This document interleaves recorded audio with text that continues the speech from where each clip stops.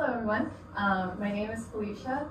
I'm the founding engineer at JamSocket, and I studied computing in the arts at Yale, which is when I got interested in interactivity on the web. So I've kind of like always just been interested in weird websites. So much of the web experience is interaction, so part of making weird websites is kind of exploring unusual hover states like click interactions and things like that.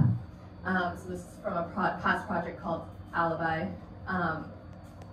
But most recently with AI, I've been exploring like multiplayer interactions with AI and how AI can sort of be like this collaborative entity as you're building something. So this is an example of a shared canvas where you can send messages to an OpenAI assistant, and it will use its functions tools to draw shapes or reorganize shapes on this canvas.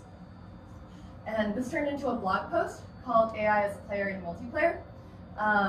And sort of from there on, I started exploring other sort of weird use cases of generative AI, thinking of it as like a utility, but also an agent of chaos, and also a forced mechanism for slowness, just because of the way the technology works right now. Generating things with LLMs or image and video models takes a long time, and these sort of aspects of this tool pose interesting limitations. So for the project I'll talk about today, I use the stable video diffusion API. So this specifically allows you to turn images to videos. And the website that we'll be exploring combines a few things, mouse-based events and multiplayer and AI-generated surprise. So the website is called renaissance.earth. And how it works is there's like this really large version of a painting called the Garden of Earthly Delights.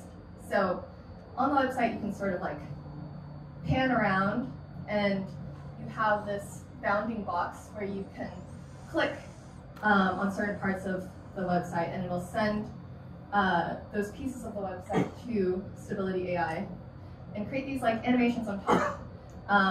When you make a lot of those animations, it sort of creates like a weird glittering effect or like an ambient animation. Those are terms I like to use.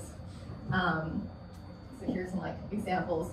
The generations are very weird, which I'll talk about later. But kind of in the process of building this website, I kind of developed this grand narrative of what this website would be. But also, I think what's most interesting is the real world narrative, which kind of followed this process of like constraint-driven creativity. And then I'll talk about some reflections. But just to zoom out, this is the entire painting by Hieronymus Bosch, who I think is a Dutch Renaissance painter, and sort of like depicting heaven and earth in this like crazy triptych. And on the Wikipedia page for this painting, there's all these little screenshots of small details in the painting. And in the art world, there's this concept of close looking. And what this Wikipedia page is trying to do is like make it easier for you to look closely at elements of this painting. And I was really interested in this because the web is very oriented towards scanning information quickly. And so when's the last time I looked closely, like really closely, at a painting on the web?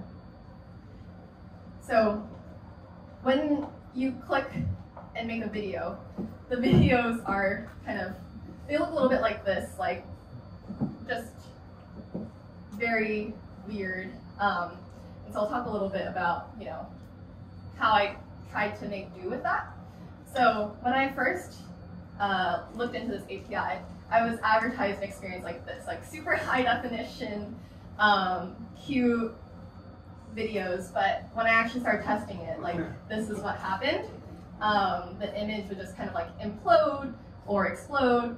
There wasn't really very much like character recognition or development. Like the most initial version of like my experiments with this API was this sort of like multiplayer video generation chaos where multiple people would be on the same canvas and they would drag and drop images.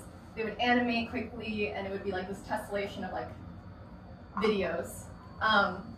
But there were many reasons why that wasn't possible. So as I was testing this API, I found kind of things that I liked and didn't like.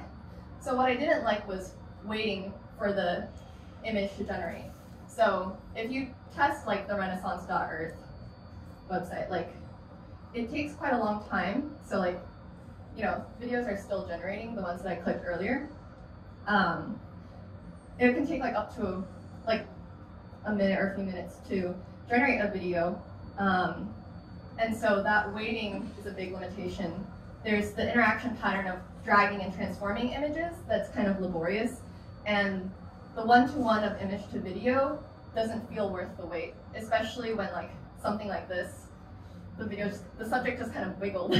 And but there are also things that I did like. So the element of surprise that comes with multiplayer experiences, the glitchy, absurd, primordial transformations of figures in a generative video, it felt very much like a time capsule of the state of generative AI today, and the generations of subjects over scenes. And so I had these like constraints, like with the API and the state of the model posed, and I wanted to figure out how to like create an interesting experience given those constraints. And so what does constraint-driven creativity mean in an engineering context? To me, it's like finding creative solutions for limitations posed by technology. And so here I had like a lot of challenges with this new vision that I had of trying to contextualize an AI-generated video in a larger scene. So instead of one-to-one from image to video, I wanted to create a canvas that was a large static image with animated videos on top of it. So the first challenge was dealing with Stability AI's API restrictions. When I was using the API, it only had 3 supported dimensions for input images. And I was most interested in the square format, so that was 768 by 768 pixels. So a 700 pixel square is kind of big if you think about most images on the web.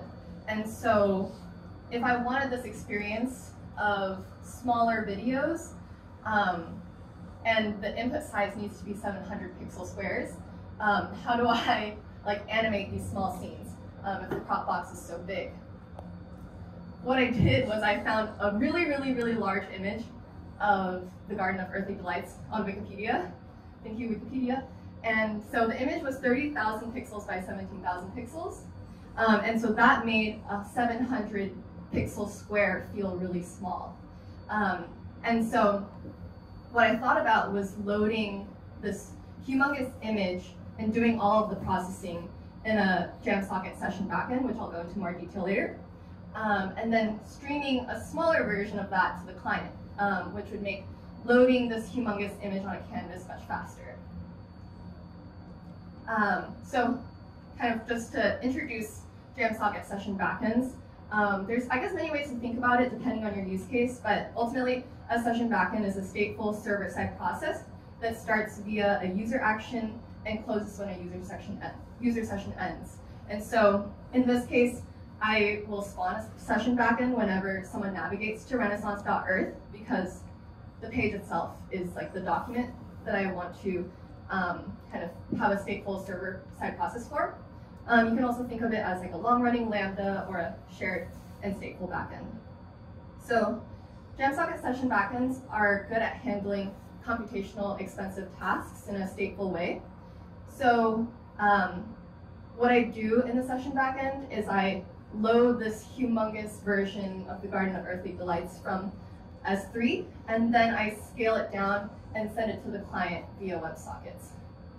And then I also handle the video generation in the session backend, which requires you to pull the Stability API as it sort of you have to keep asking it, like, is the video ready?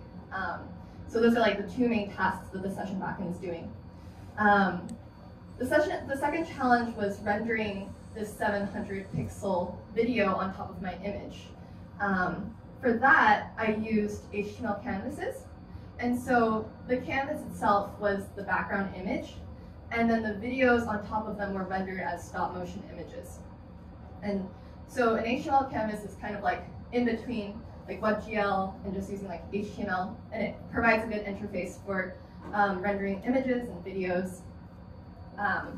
And so in the client, what I do is I kind of have a loop where I'm rendering the frames of the video in specific XY coordinates where the user clicked on the screen.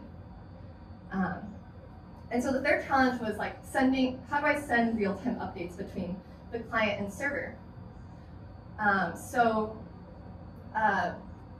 These real-time updates are basically user interactions. So whenever a user clicks on a part of the canvas, I want to send that to a session backend to start a video generation.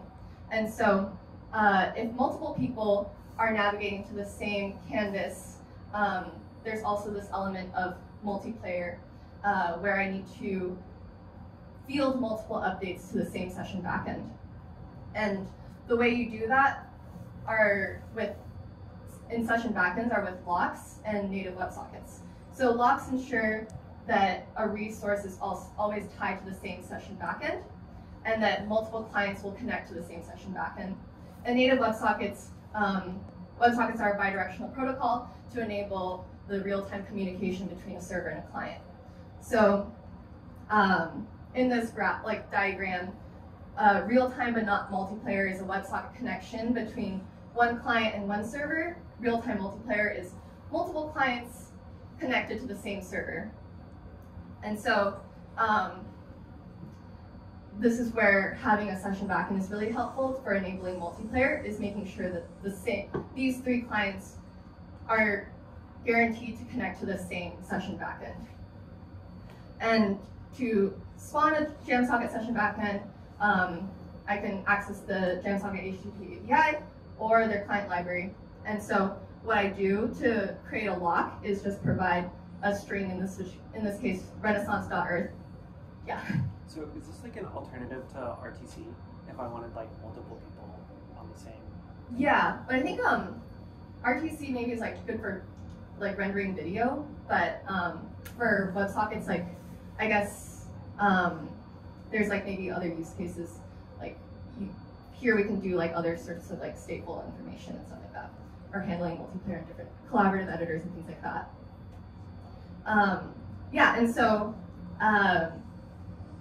on both sides, I need to set up the logic to connect or make the WebSocket connection and pass events via WebSockets. So on one end, I'm kind of receiving, so on both ends, I'm receiving events and I'm sending events. So I'm broadcasting new tiles as they're being generated. I'm broadcasting video events and also broadcasting like when new users are being connected. And so on the JamSocket session backend side, the session backend maintains state on the server side. So the state that it's maintaining are like the number of users that are connected to the session backend, the tiles, which are the videos, and with their associated XY coordinates. So with all this together, what's happening is I have these clients that will connect to the same session backend, and one client may click on an XY position. The session backend will crop a piece of that larger image, given its XY coordinates, and then send that to Stability AI. Stability AI will send me a video ID that I can use to pull the API and ask whether the video is ready. And then when it finally is ready, it will send the video back to the session backend, and the session backend will broadcast that video to the connected clients. And so you get the experience that kind of I showed earlier, where once I get those videos, I display them on the canvas, and they just sort of loop in this way. And because I'm rendering a smaller version on the client, it makes it less computationally intensive, and I can like render like, you know, a larger number of videos to create this sort of glittering effect, ambient animation experience. So given all this, the reflections that I have with this project is that generative AI poses many limitations today with regards to latency, model output quality and reliability, token or image size limitations, cost, and scaring people into a state of existentialism. And all these can be constraints that power creativity. So if I were to leave you with a question, how might the tools you use enable experimentation, either by creating constraints or loosening those constraints? And so Stability AI's API was really the source of most of my constraints, but through tools like session backends, WebSockets, the canvas, I was able to loosen those constraints and build something that was a little more interesting than my initial conception of, you know, one-to-one image to video tiles. And so I think the creative process was really a lot of having a thesis, experimenting, and then setting a new goal, and then doing some more experimentation to validate it. And so for my GitHub homepage, I guess, for this project, I have this like lengthy motivation section, but really this motivation came from a lot of experimentation and having different motivations. So thanks for listening. If you're interested, you can try the website, renaissance.earth. I don't know if it necessarily works on mobile. And then if you have art that you want to share on the platform, or you want to, you know, contribute technically, you can find me at Felicia Chang on Twitter, and reach out to me if you want to build other projects on Jamsocket. I'd be happy to help. Thank you.